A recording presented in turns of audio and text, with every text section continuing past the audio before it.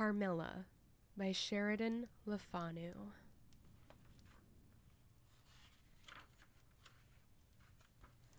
Prologue. Upon a paper attached to the narrative which follows, Dr. Hesselius has written a rather elaborate note, which he accompanies with a reference to his essay on the strange subject which the manuscript illuminates. This mysterious subject he treats in that essay with his usual learning and acumen, and with remarkable directness and condensation. It will form but one volume of the series of that extraordinary man's collected papers. As I publish the case in this volume simply to interest the laity, I shall forestall the intelligent lady who relates it in nothing, and after due consideration I have determined therefore to abstain from presenting any précis of the learned doctor's reasoning, or extract from his statement on a subject which he describes as involving not improbably some of the profoundest arcana of our dual existence and its intermediates. I was anxious on discovering this paper to reopen the correspondence commenced by Dr. Hesselius so many years before with a person so clever and careful as his informant seems to have been. Much to my regret, however, I found that she had died in the interval. She probably could have added little to the narrative which she communicates in the following pages, with, so far as I can pronounce, such conscientious particularity. Chapter 1. An Early Fright. In Styria we, though by no means magnificent people, inhabit a castle or schloss. A small income in that part of the world goes a great way. 800 or 900 a year does wonders. Scantily enough, ours would have answered among wealthy people at home. My father is English, and I bear an English name, although I never saw England. But here, in this lonely and primitive place, where everything is so marvelously cheap, I really don't see how ever so much more money would at all materially add to our comforts, or even luxuries. My father was in the Austrian service, and retired upon a pension and his patrimony, and purchased this feudal residence, and the small estate on which it stands, a bargain.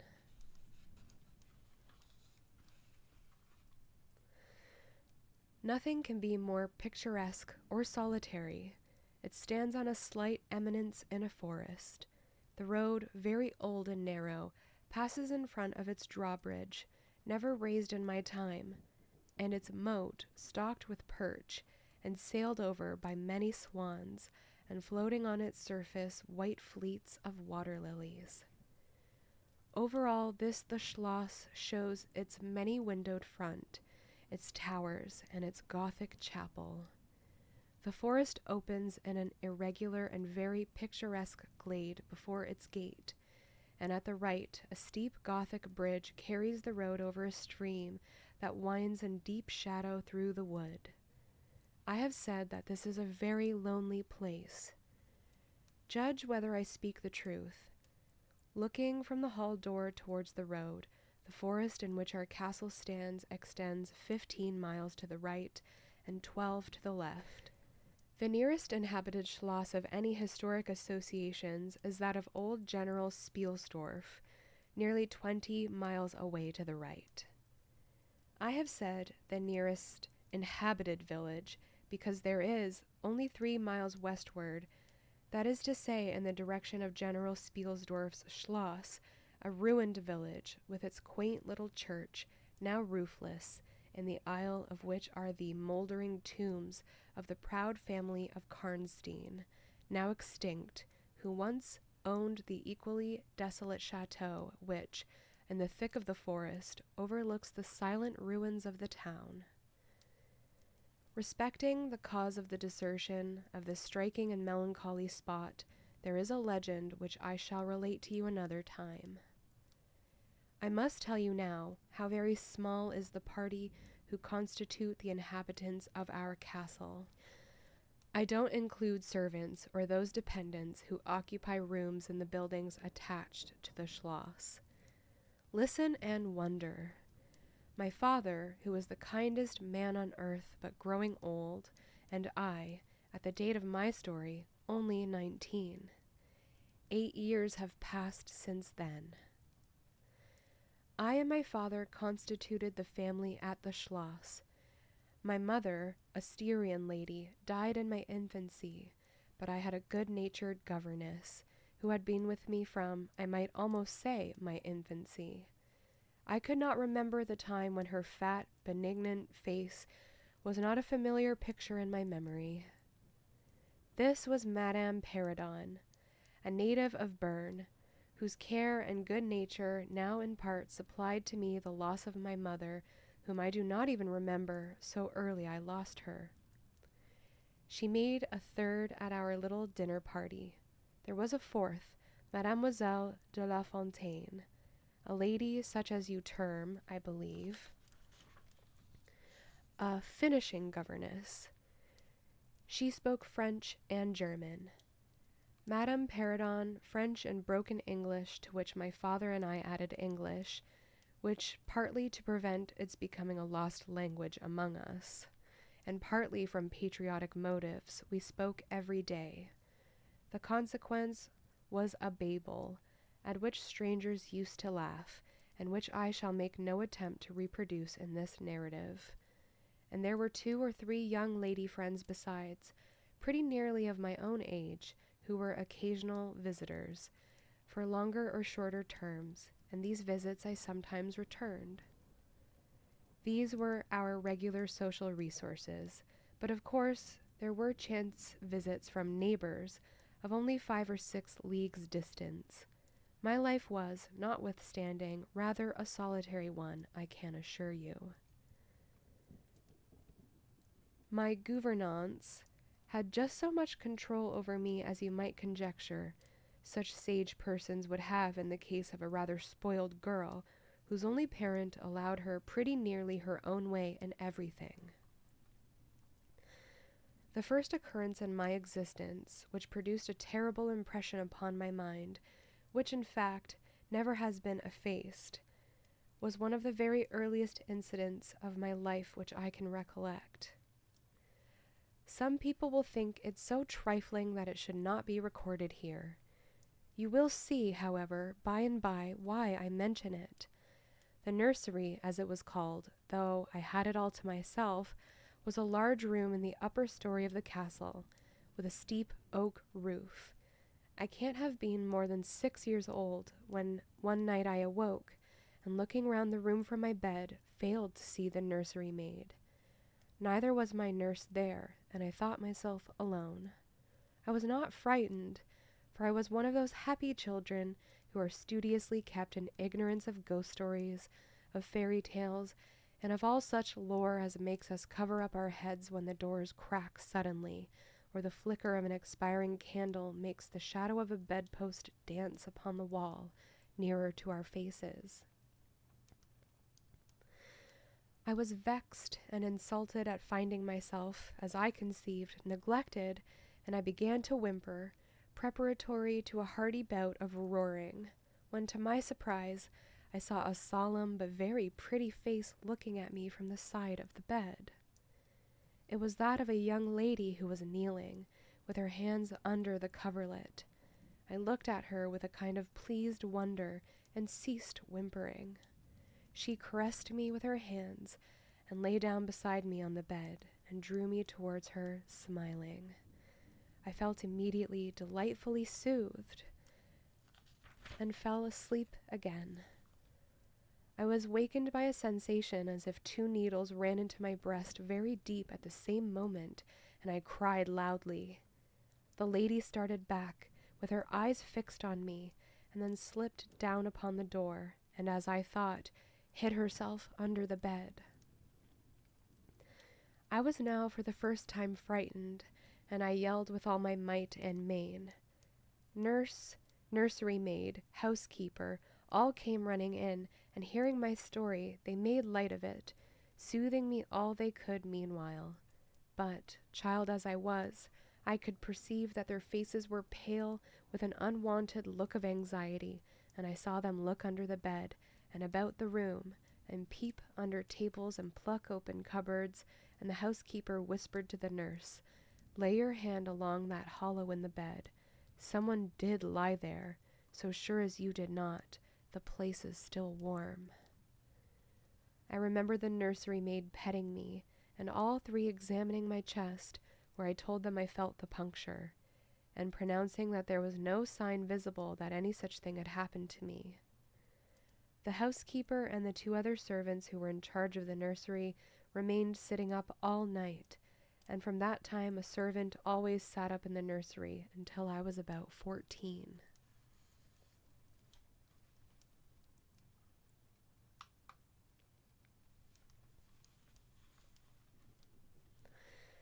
I was very nervous for a long time after this. A doctor was called in. He was pallid and elderly. How well I remember his long saturnine face, slightly pitted with smallpox, and his chestnut wig. For a good while, every second day, he came and gave me medicine, which of course I hated. The morning after I saw this apparition, I was in a state of terror and could not bear to be left alone, daylight though it was, for a moment. I remember my father coming up and standing at the bedside and talking cheerfully and asking the nurse a number of questions and laughing very heartily at one of the answers and patting me on the shoulder and kissing me and telling me not to be frightened, that it was nothing but a dream and could not hurt me. But I was not comforted, for I knew the visit of the strange woman was not a dream, and I was awfully frightened. I was a little consoled by the nursery maid's assuring me that it was she who had come and looked at me and lain down beside me in the bed, and that I must have been half dreaming not to have known her face. But this, though supported by the nurse, did not quite satisfy me. I remembered, in the course of that day, a venerable old man in a black cassock coming into the room with the nurse and housekeeper and talking a little to them, and very kindly to me. His face was very sweet and gentle, and he told me they were going to pray, and joined my hands together and desired me to say, softly, while they were praying, "Lord, hear all good prayers for us, for Jesus' sake." I think these were the very words, for I often repeated them to myself, and my nurse used for years to make me say them in my prayers. I remembered so well the thoughtful, sweet face of that white-haired old man in his black cassock, as he stood in that rude, lofty, brown room with the clumsy furniture of a fashion 300 years about him, and the scanty light entering its shadowy atmosphere through the small lattice. He kneeled, and the 3 women with him, and he prayed aloud with an earnest, quavering voice for what appeared to me a long time. I forget all my life preceding that event, and for some time after it is all obscure also, but the scenes I have just described stand out vivid as the isolated pictures of the phantasmagoria surrounded by darkness. End of Chapter 1. Chapter 2. A Guest. I am now going to tell you something so strange that it will require all your faith in my veracity to believe my story. It is not only true, nevertheless, but truth of which I have been an eyewitness. It was a sweet summer evening, and my father asked me, as he sometimes did, to take a little ramble with him along that beautiful forest vista which I have mentioned as lying in front of the Schloss. General Spielsdorf cannot come to us so soon as I had hoped, said my father, as we pursued our walk. He was to have paid us a visit of some weeks, and we had expected his arrival next day.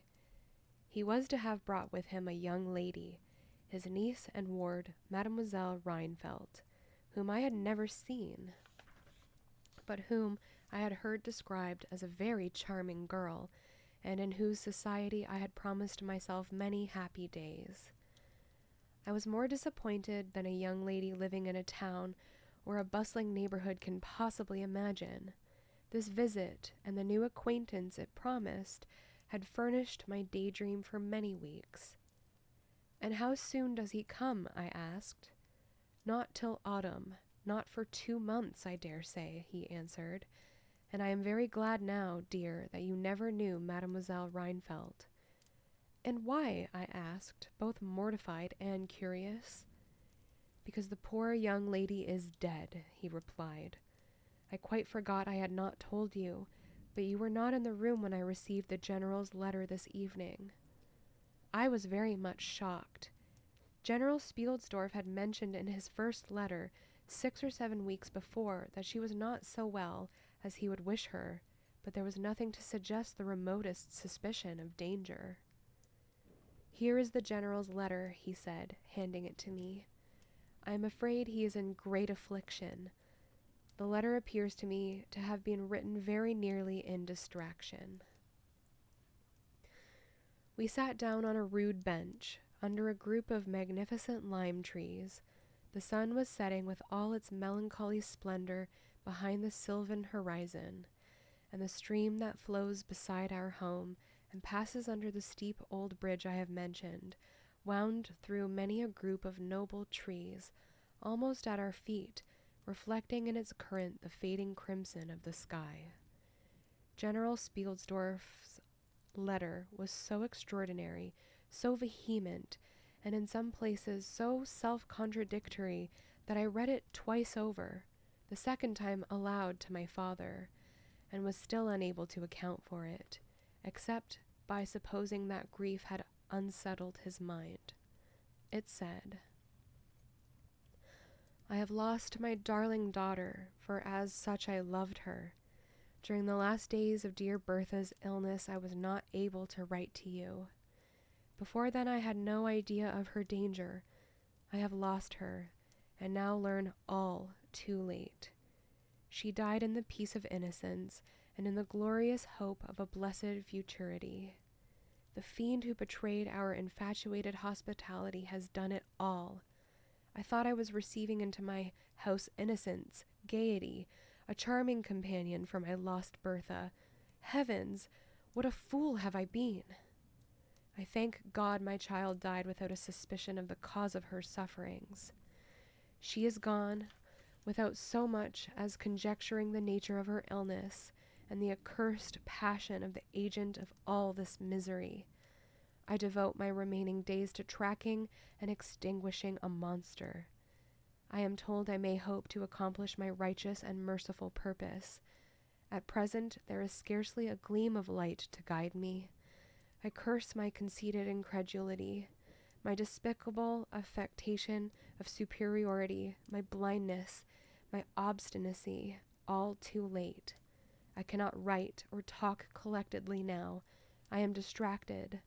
So soon as I shall have a little recovered, I mean to devote myself for a time to inquiry, which may possibly lead me as far as Vienna.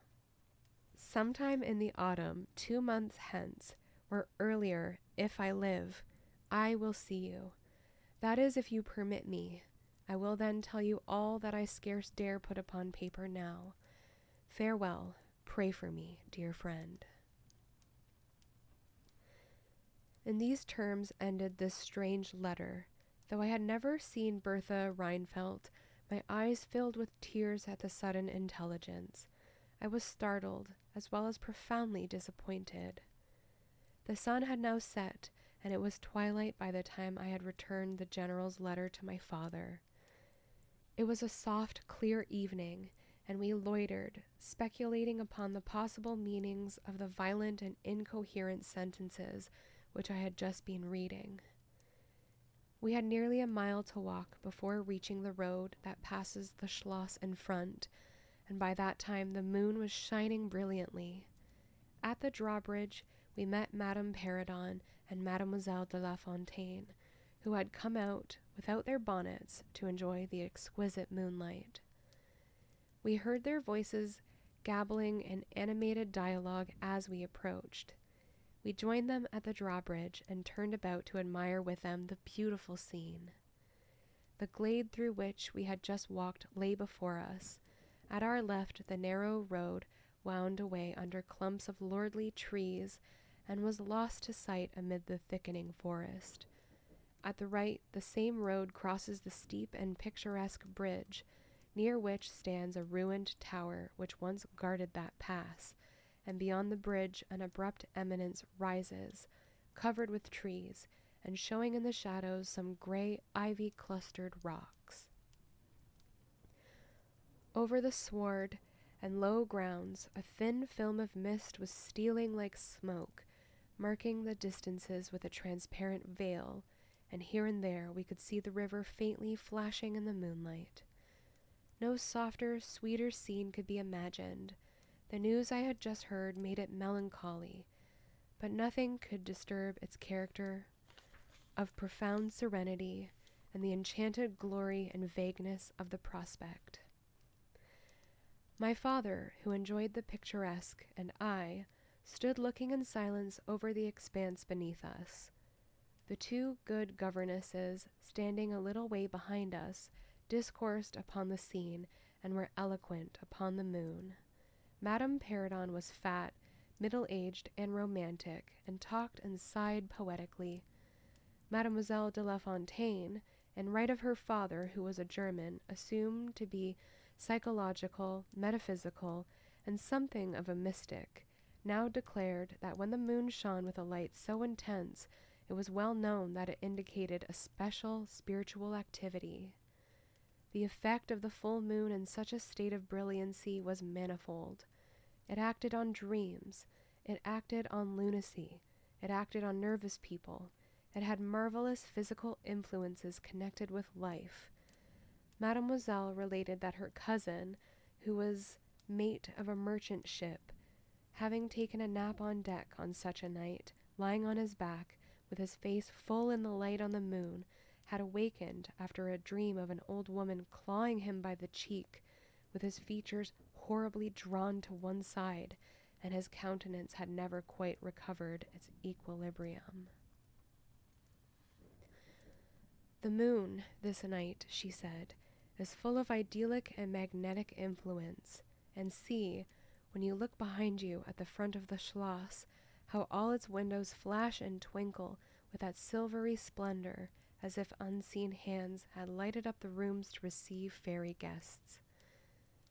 There are indolent styles of the spirits in which, indisposed to talk ourselves, the talk of others is pleasant to our listless ears, and I gazed on, pleased with the tinkle of the ladies' conversation. I have got into one of my moping moods tonight, said my father after a silence, and quoting Shakespeare, whom, by way of keeping up our English, he used to read aloud, he said, "In truth, I know not why I am so sad. It wearies me. You say it wearies you, but how I got it, came by it. I forget the rest, but I feel as if some great misfortune were hanging over us. I suppose the poor general's afflicted letter has had something to do with it." At this moment, the unwonted sound of carriage wheels and many hoofs upon the road arrested our attention. They seemed to be approaching from the high ground overlooking the bridge, and very soon the equipage emerged from that point. 2 horsemen first crossed the bridge, then came a carriage drawn by 4 horses, and 2 men rode behind. It seemed to be the traveling carriage of a person of rank, and we were all immediately absorbed in watching that very unusual spectacle.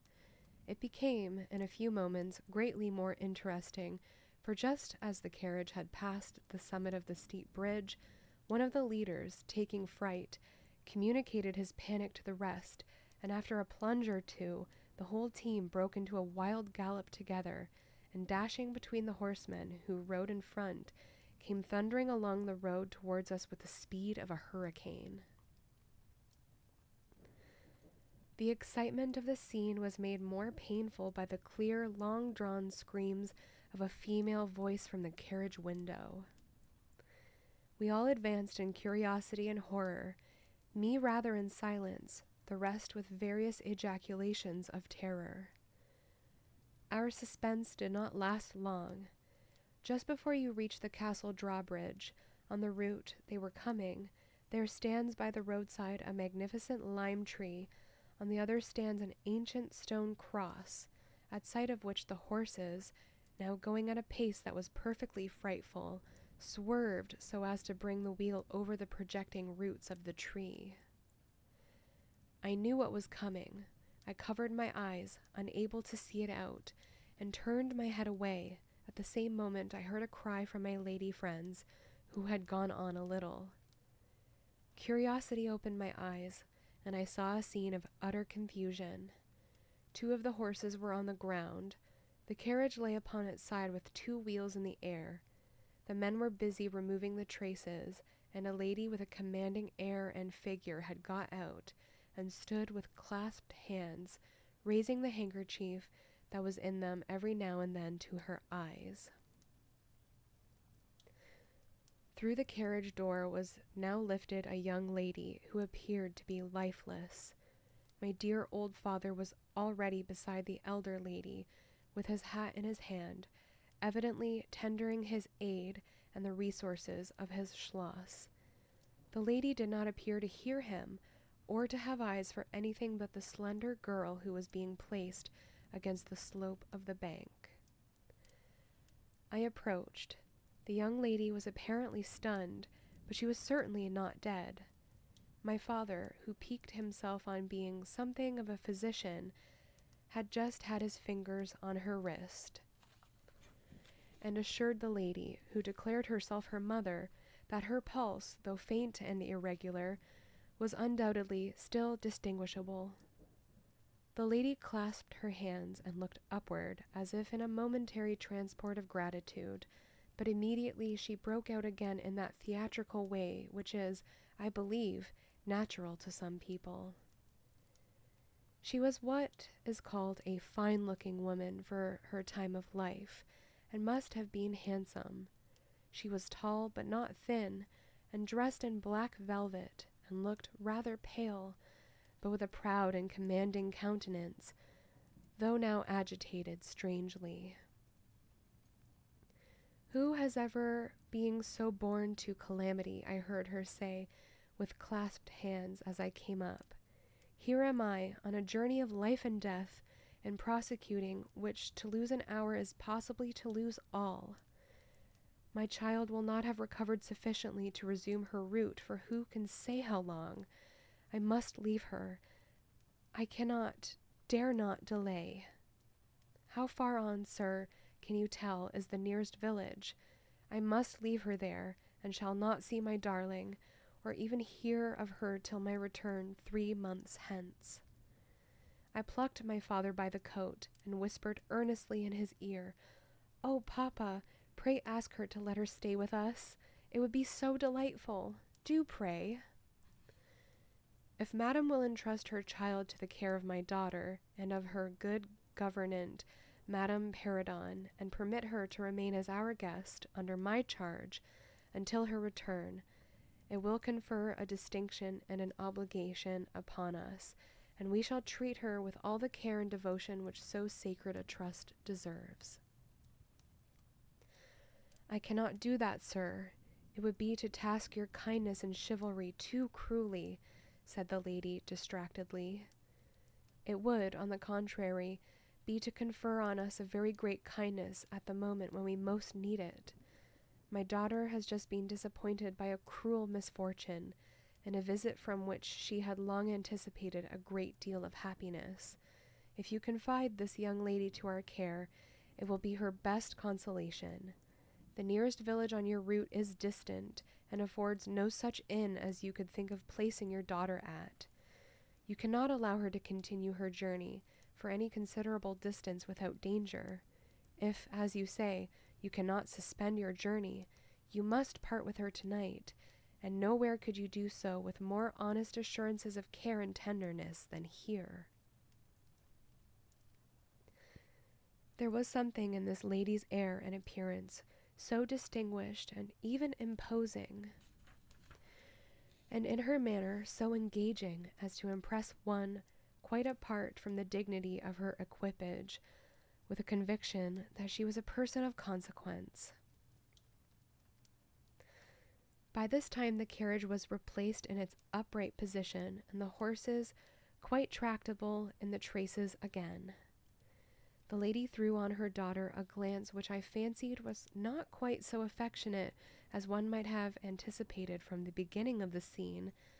Then she beckoned slightly to my father, and withdrew 2 or 3 steps with him out of hearing, and talked to him with a fixed and stern countenance, not at all like that with which she had hitherto spoken. I was filled with wonder that my father did not seem to perceive the change, and also unspeakably curious to learn what it could be that she was speaking, almost in his ear, with so much earnestness and rapidity. 2 or 3 minutes at most, I think she remained thus employed. Then she turned, and a few steps brought her to where her daughter lay, supported by Madame Perrodon. She kneeled beside her for a moment and whispered, as Madame supposed, a little benediction in her ear. Then hastily kissing her, she stepped into her carriage. The door was closed. The footmen in stately liveries jumped up behind. The outriders spurred on. The postilions cracked their whips. The horses plunged and broke suddenly into a furious canter that threatened soon again to become a gallop, and the carriage whirled away, followed at the same rapid pace by the 2 horsemen in the rear. End of chapter 2.